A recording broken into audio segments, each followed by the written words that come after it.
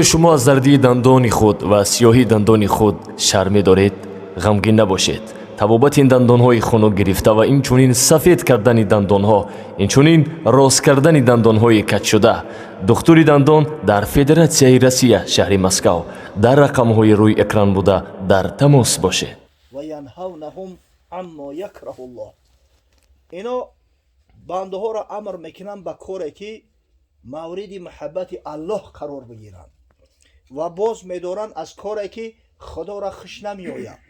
فاذا اطاعوهم احبهم الله عز وجل. وقتی اطاعت کردن، وقتی همیشه کاری را کردن که مورد پسند الله باشد، وقتی از کارهایی که خدا را خوش نمیآید و مورد غضب الله قرار میگیرد نفسشون که باز داشتن، بیشک شبه الله اونها را دوست میدارد. الله اکبر. خدا را شکر که امروز در حلقه همین خیلی بزرگ مردا ششته ایم.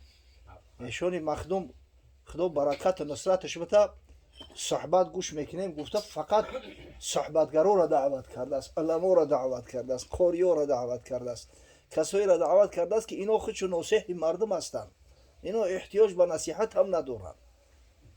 عودت این حضرت همیه که خدا برکت و نصرتش بده. یعنی که امروز در حلقه همون کسایی میشینیم که پیامبر محبوب صلی الله علیه و سلم صفاتشو کرده است.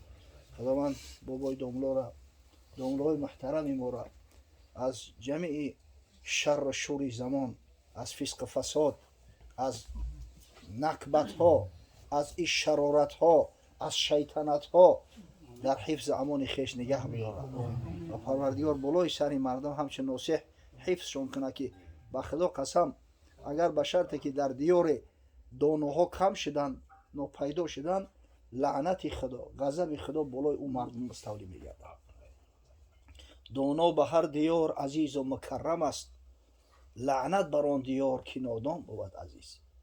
در همه جا دانا عزیز است، مکرم است. قدر اینا را دونستن در کار، خاصتا اکای دوملو را. عموما واعظا زیاد هستند در جامعه، الحمدلله. ملاهای درسته بسیارند، اگر چند امروز حلقهای درسی نیستند اما ملاهای درسی هم بسیارند. ملاهایی که تعلیم میتن در مدرسه زیادند، اما داملوهایی که قلم خوب داشته باشند نادرن، کمند. همیشه در همه عصر زمان حال می بود. برای این به قدرشو رسیدن در کار، احترامشو کردن در کار. احترام عالم احترام پیامبر صلی الله علیه و سلم است، زیرا وارثای رسول الله صلی الله علیه و سلم هستند. احترام رسول الله صلی الله علیه و سلم احترام الله است. خدا کنه که همیشه در خونه هامون، در مجلس هامون، در نشستامون، هر نشسته باشه، به هر مراسم وابسته نباشد، همه داملا و علما شرکت داشته باشند. انشالله در اون صورت فیض و برکات پروردگار هرگز از اون منزل مکان منقطع نمیگردد. الله اکبر. حضرت ابو دردا مفتی امت اسلام روایت میکند از رسول گرامی صلی الله علیه و سلم که بار حضرت صلی الله علیه و سلم ارشاد فرمود: من سلک طریقا یطلب فیه علما سلک الله به طریقا من طرق الجنه. کسی یک راه را به خاطر طلب علم انتخاب میکند، خداوند به همون راه انتخاب کردش آخر الامر این مرد به جنت میرسونه. انتهای راهش برای طلب علم اگر از جا قایم شده باشه، انتهای راهش البته جنت المأوا. و این الملائکه لتضع اجنحتها ریزا لطالب العلم.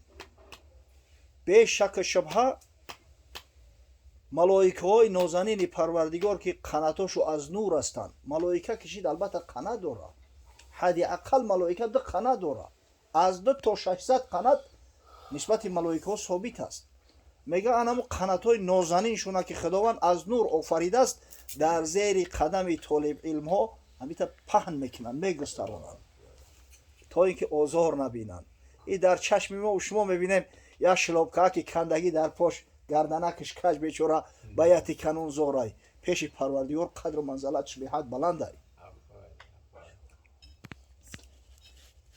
و این العالم لا یستغفر له من فی السماوات والارض والحیتان فی جوف الماء و فی روایت حتی نمل فی حجرها. به شک شبه این سخن پیغمبر است. این سخن یگان عالم نیست که بگن عالم خودشون تعریف توصیف میکنن. این سخن پیامبر صادق و مصدوق است. پیامبری که و ما ینطق عن الهوا این هو الا وحی یوحى. برای عالم میگه تمام مخلوقات در 7 آسمان و 7 زمین دعا و درود میفرستند. حتی ماهی ها در قعر بحر، حتی مورچه در همون سوراخیش، در همون لانه چاکش. و این فضل العالم علی العابد کفضل القمر علی سایر الکواکب و فی روایت کفضل علی ادناکم. حضرت صلی الله علیه و سلم میگه به شک شبهه فضیلت عالم نسبت عابد مثل فضیلت ماه شب 14 است نسبت این مثل طوری که ملک میکنن. در روایت دیگر اومده است که حضرت گفت فضیلت عالم نسبت عابد مثل فضیلت من است نسبت کمترین شما. الله. به مسجد در بخفتان عالم راه ستادن در نماز یک جاهل آنگاه. کسی ابلیس را دید ایستاده بدو گفتا چی کار است تو افتاده. یک روز میگه یک عالم در مسجد بعد ادای فریضه الهی عالم که به دست میدونه در وقتی همون داخل شدن مسجد نیت اعتکاف کرده به دست برای معتکف همون خوابش عبادت های. میگه بعد نماز رفت یک جا سرک شما خواب کرده یک جاهل همونجا ایستاده است نماز خونده است نماز نافله. ناخواست شخص چشمش به همین ابلیس علیه لعنه غلطید دهن در ایستاده است. بدو گفت تا چی کار است تو افتاده؟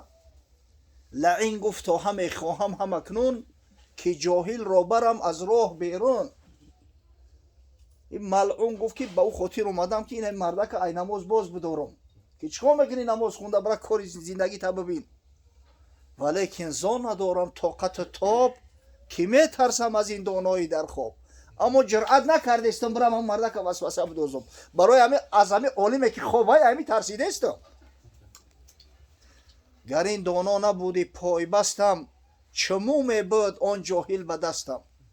اگر به شرطی که همین دانا مانع نمیشید صد راه هم نمیشید آخه این جاهل در دستی من رنگ یا پلاستلین بود خیلی در کار بود لیپیتش میکردم کجای در کار میشید پیشندازش میکردم.